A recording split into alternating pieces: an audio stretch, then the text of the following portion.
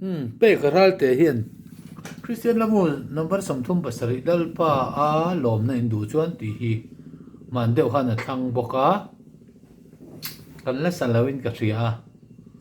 a le tu hi zakunga ania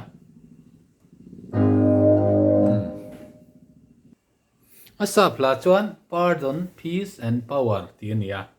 ngai damna thamon na le thil ti theina ina ni home Lalpaa lawmna in du chuan a ro lu chia ro amma aturing het chung in atam ziang ai tua a ome ngai dam ate thiang lim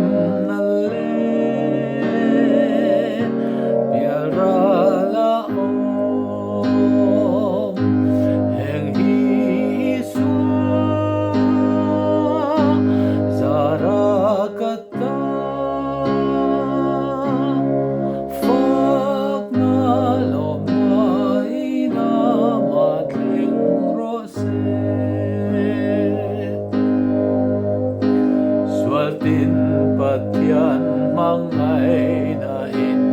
angai tam vek ta ngai dam na in rem na kan nei iswa thi sen rem na a ome ngai dam na te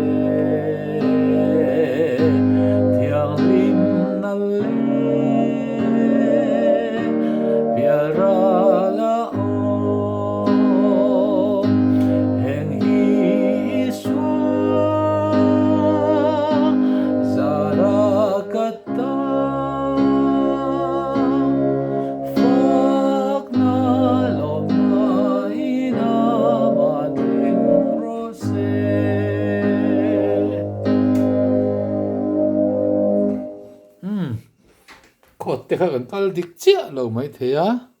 ma se ti khan tok mai ro se thuk hriat nan